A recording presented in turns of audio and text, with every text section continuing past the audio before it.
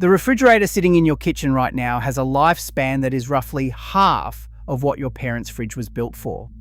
The average Australian household will replace their fridge 3 times in the next 30 years. 3 times. And every single one of those replacements will be sold to you at Harvey Norman on 48 months interest-free by a salesperson who has no idea what is actually inside the machine they are selling. Today, I am going to show you exactly what changed, exactly who is responsible, and exactly what the repair technicians across this country already know, but nobody is saying out loud. Hi, my name is Arthur, and this is Broken Australia, What Refrigerators Used to Be. Cast your mind back to the 1970s. Your grandparents had a fridge. It was probably a Kelvinator or a Simpson. It was the size of a small wardrobe. It hummed like a distant lawnmower, and it ran for 30, sometimes 40 years without a single service call. The compressor was a simple mechanical unit. The shelves were thick glass or coated steel. The seals were rubber so dense you needed 2 hands to open the door. Everything inside that machine was designed to be opened, assessed, and fixed by a technician with a set of hand tools and a parts catalogue. Then the 1990s happened. Manufacturing consolidated. The race to a lower retail price point became the dominant engineering brief. By the time the 2000s arrived, the machine had changed in ways that were invisible to the buyer standing in the showroom, but devastating to the household 12 years later. A study tracking appliance lifespans across developed markets found that refrigerator service life dropped from an average of 20 to 25 years in the 1980s down to 10 to 13 years today. That is not progress. That is a product designed to be replaced. And the Australian consumer, paying anywhere from $800 to $3,000 for what looks like a serious appliance, has no idea the clock started ticking the moment the delivery truck left the driveway. Here is what actually changed inside the machine. The 4 cost-cutting failures hidden inside your fridge. Failure point 1. The sealed refrigerant system. Older refrigerators used a refrigerant circuit that a qualified technician could access, diagnose, and repair. If the system developed a leak or lost pressure, a service call, some refrigerant, and a new fitting sorted it out. $200. Done. Modern refrigerators, across almost every mainstream brand sold in Australia today, use what the industry calls a sealed system. The entire refrigerant loop, the compressor, the condenser coils, the evaporator, is permanently brazed shut at the factory. There are no service ports. There is no access panel that leads anywhere useful. When this system fails, and it will fail, the repair quote comes back at somewhere between $800 and $1,500 on a fridge that cost you $1,200 to begin with. The technician is not gouging you. That is simply what it costs to cut into a sealed system, diagnose it, patch it, recharge it, and pressure test it. And half the time, the technician will look you in the eye and tell you it is not worth fixing, because it is not. And somewhere in a corporate boardroom, that was always the plan. Failure point 2, the inverter control board. This one makes me genuinely angry, and I want you to follow the logic here because it is deliberate. Older compressors ran at one speed, on or off. Simple electrical relay, simple mechanical switch, simple to diagnose when something goes wrong. Modern fridges use inverter technology, which is a variable speed compressor controlled by an electronic circuit board. On paper, this is an efficiency improvement.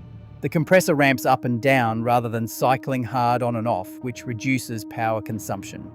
In practice, it introduces a circuit board into a machine that runs 24 hours a day, 365 days a year, in an Australian kitchen that can hit 35 degrees in summer. Electronics and sustained heat are not friends. The capacitors on these boards degrade. The solder joints crack under thermal cycling. And when the board fails, which typically happens between 5 and 9 years, the repair bill is $400 to $900 for the part alone before labour. Here is the critical part nobody tells you. These boards are model specific. The manufacturer holds the parts for 5 to 7 years after a model launches, then discontinues them.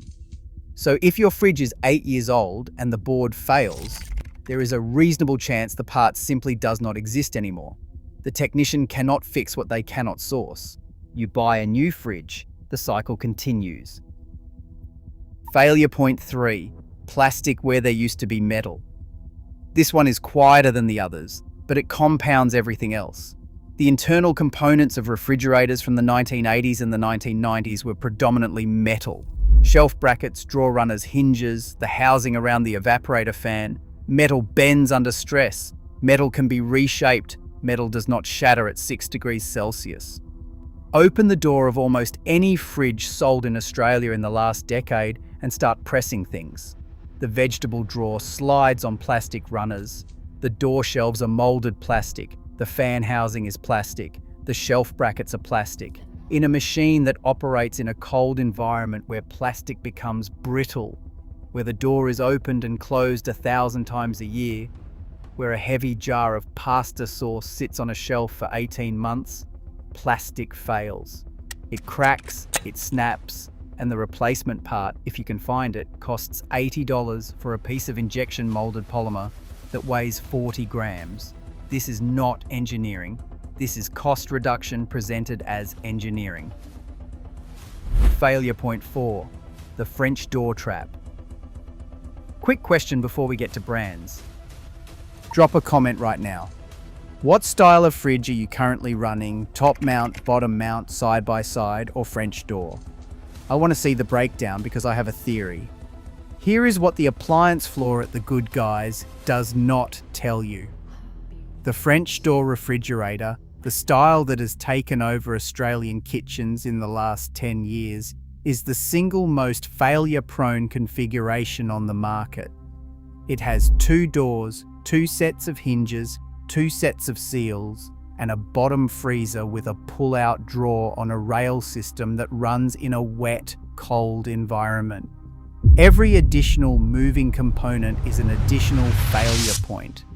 The ice maker, if fitted, adds a water line, a valve, a motor, and an ice ejection mechanism, each of which fails independently. Repair technicians call French door fridges job security. That is not a compliment to the fridge.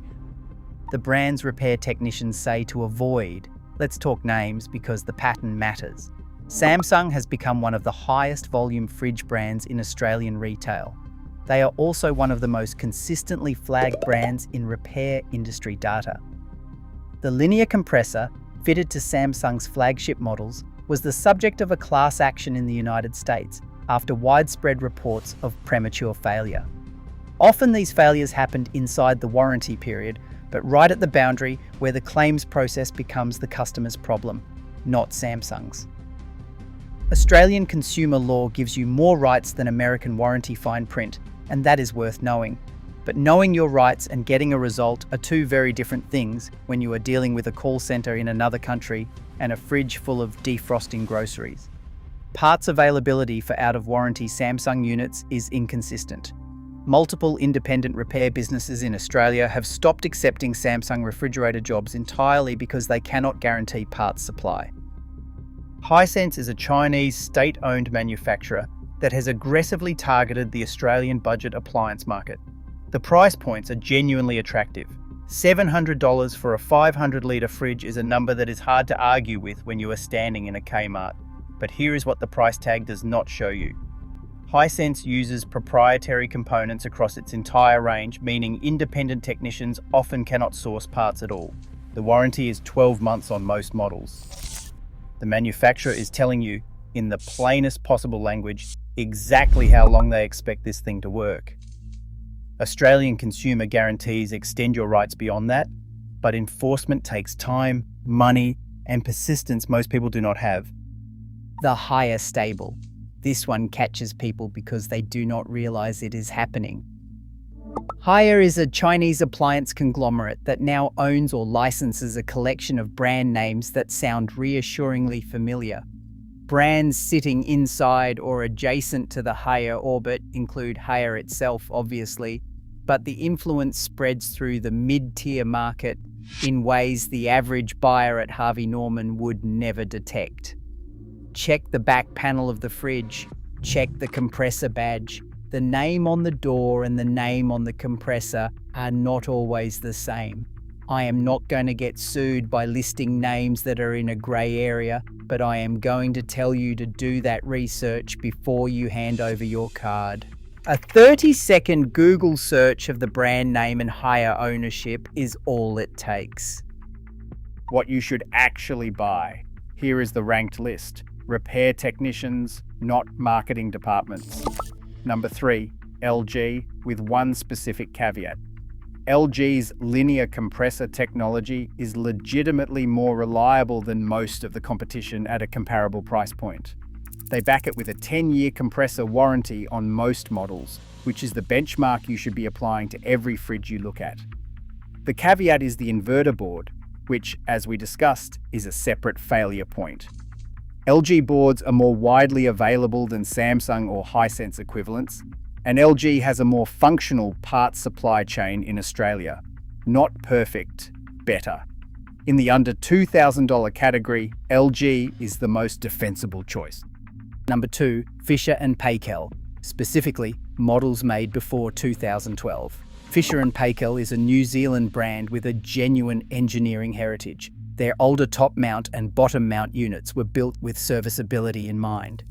Technicians could access the compressor, the fan motor, the thermostat, and the defrost heater without specialist tools or proprietary diagnostic equipment.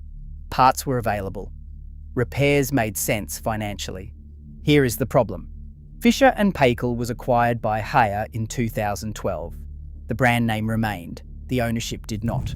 Current Fisher & Paykel units are significantly better than the budget tier, and the brand has maintained some of its engineering culture under the new structure. But if you are buying second-hand, a pari acquisition Fisher & Paykel in good condition is worth chasing. The bones are different from what the brand name carries today. Number 1. The commercial crossover. This is what Australian chefs know and Australian households do not. Commercial refrigeration is built to a completely different standard because the customer is a restaurant owner who cannot afford a failure. Brands like Scope, Gromit, and Hoshizaki build units designed to run continuously in a commercial kitchen, which is a harder environment than any home. They use serviceable compressors. They use accessible refrigerant systems. Parts are stocked nationally because downtime in hospitality is revenue lost. A Scope undercounter or upright unit repurposed for a large household or a garage runs between $1,500 and $3,000. It will outlast 2 or 3 consumer-grade fridges. It will look exactly like what it is, a commercial fridge, and honestly, that is a vibe I personally enjoy. Your kitchen, your rules. The one buying rule that changes everything. Here is the line I want you to remember. Repeat it in the showroom. Repeat it when the salesperson starts talking about the ice maker and the through-door water dispenser. Check the compressor warranty. Check whether the system is serviceable.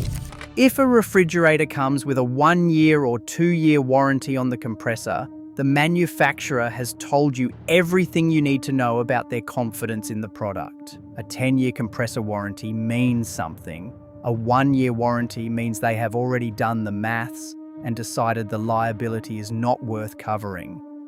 If the fridge has a French door configuration with an ice maker and a touchscreen panel, you are not buying a refrigerator. You are buying 4 or 5 appliances that happen to share a power cord. Every one of those systems fails independently. Every failure is a separate repair quote. Spending $1,500 once on a machine built to last 20 years beats spending $800 3 times on machines built to survive the warranty. The maths is not complicated. The manufacturers are counting on you not doing it. Here is the bottom line. Your refrigerator was designed to be replaced. The sealed system, the proprietary board, the plastic internals, the French door complexity, none of it is accidental. Every shortcut was a decision made by someone who will never eat food from your fridge, will never see your repair bill, and collected their bonus the quarter your model launched.